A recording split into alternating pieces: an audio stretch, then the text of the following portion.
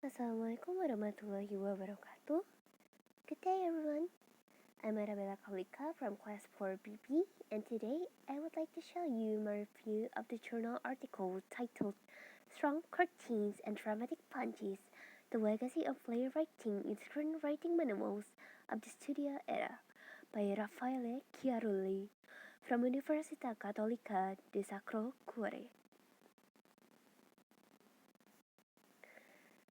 The article was published in the 34th volume and the first issue of Journal of Communication and Society back in 2021, specifically on pages 109 to 122, totaling in 14 pages. Introduction. Following a screenwriting discourse and disputes formed from key interactions originating from the Hollywood Golden Age, which is on the 10s to 60s, the article aims to examine some statements by practitioners who account the normalization of the narrative structures used in screenwriting over time, especially the three-act structure, whose origins are constantly debated among experts using the screenwriting manuals of this period. While the structure was famous among the writers of the silent era, it appeared in the 70s in the guise of a new theory. By comparing statements in screenwriting manuals to the statements of scholars, this article also attempts to fill certain gaps in the history of the theorization of screenwriting practices.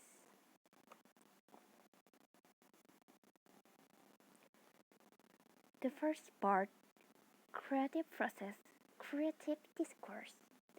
Screenwriting studies may be a relatively novel academic discipline, but the discussion on the screenplay began early on its development at the beginning of the 20th century with the birth of commercial films, and it has continued through the history of American cinema.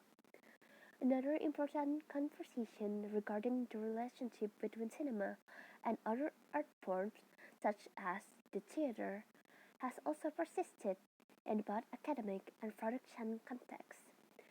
The era, which saw the birth of commercial films, also saw the rise of a new language, namely the language of cinema.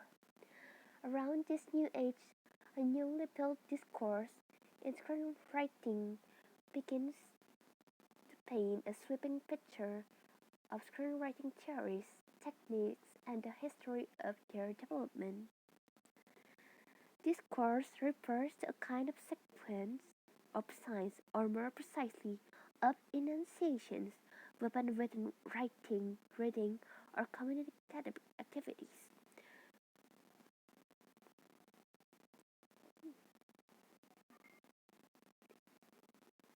As it evolves, this discourse also summarizes the tensions between different theoretical approaches in screenwriting, history, theory, and practice. Stephen Morris proposed to widen the research field from the theory of screenwriting to the discourse on screenwriting, in hopes of taking the more organic stage of a screenwriting practice into account, and analyzing screenwriting on many forms. Screenwriting manuals of the old era are often packed with the opinions of practitioners, which allow us to trace the development of screenwriting. Screenwriting doesn't only expose the creative process during production, it also gives insight into the economic and industrial function of the production itself. According to Terry Bailey, the two key functions of screenwriting manuals are, first, legitimizing film as a new medium when it is struggling, and second, codifying screenwriting practices which are used in silent cinema. This sheds light into aspects of playwriting and proves to be useful to historians. Second, a single area of artistic creation.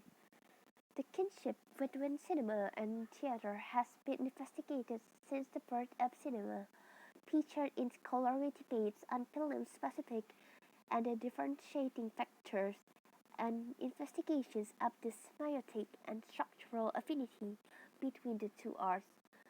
According to scholar one of the best ways to understand the development of the American narrative film prior to 1915 is to study the history of the American stage during the same period. The documents in film historians' possession show that the scripts of this period were dual mediums, independent of artisanalism and fly-by-night business practices of entrepreneurial turn-up-the-century American filmmaking. Writers and companies were generating stories that could be mounted for theater, film, or both. If the work was successful in one medium, it could readily be adapted to the other. This versatility grows common in the history of filmmaking in cinema and reveals how much film and theater can and should be studied side by side. The broad range cited by practitioners and scholars over the years allows an interest to view screenwriting through various lenses to grow, allowing us to address the relationship between theater and cinema. This points to the centrality of the screenwriting manual. In the pages of the manuals, one can notice the rise of a popular movie technique, namely the three-act structure. Third, from the single reel film to the full-length feature film, a structural discontinuity exists between movies that were made from 1970 and 1960 movies made prior to that era. This is essentially due to the length of the first silent movies, which were limited to one reel. Plays are a long narrative medium, thus, with the invention of the full-length feature film, the continuity between playwriting and screenwriting structure eventually increased. Standard rules for narrative film were only established in the mid-1910s. Prior to this, however, building a good story still demanded some narrative conventions that were set down before the birth of cinema by the theater. Action continuity and realistic plot were part often in single-reel film. Supporting this statement, diverse cinema storytelling manuals often refer to a sort of wave motion of the action which should rise and fall and space out the different segments of the narrative. There must be the opening of the story, the building and the plot development, then the big situations and the climax, comedic relief, and a happy ending. The use of the three-act structure, which is the simplification of the five-act structure that I have exposed just now, since the silent era and throughout the golden age is confirmed by other screenwriters of the time, be it from oral sources like story conferences and written ones like unpublished memos. Theater techniques with art were at the foundation of cinematic storytelling, but with the advent of sound, cinema became more open to them.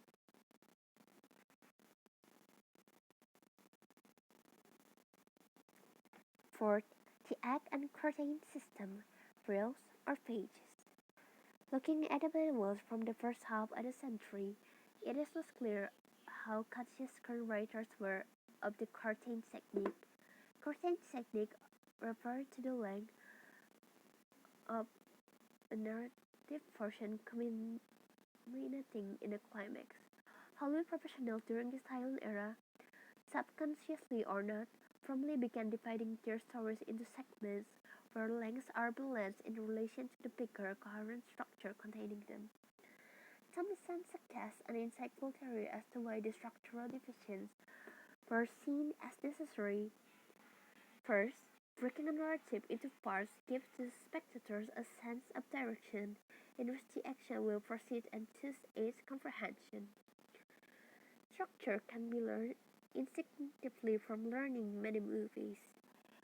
It also helps preventing any one portion of the story from becoming too long and boring to the audience. By the 30s, the act and curtain system was somewhat theorized and commonly used, especially to mark the transition between scenes. Only in the 70s, however, did the term act begin to occur in manuals as the name for a unit of the large section into which the film narrative is divided.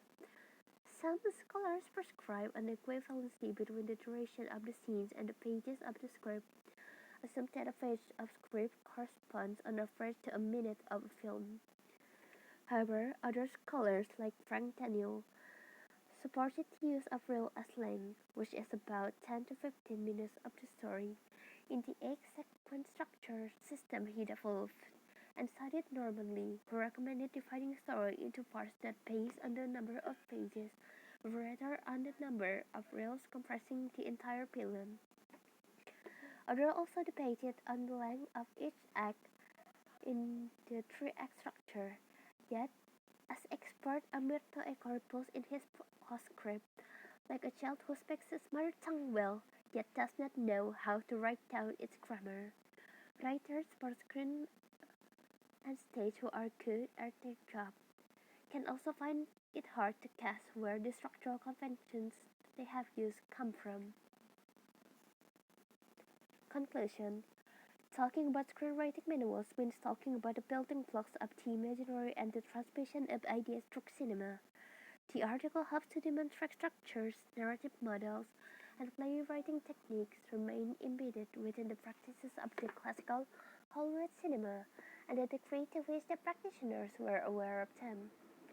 To this end, it analyzed the shared traits between play scripts and screenplays through the work and theories of authors, deals with the issue of dividing films into acts and the length of each act, and puts forth proposals for the division. I think that's all I can deliver. Thank you for your attention. Feel free to drop the questions in the forum if you have any. Once again, thank you.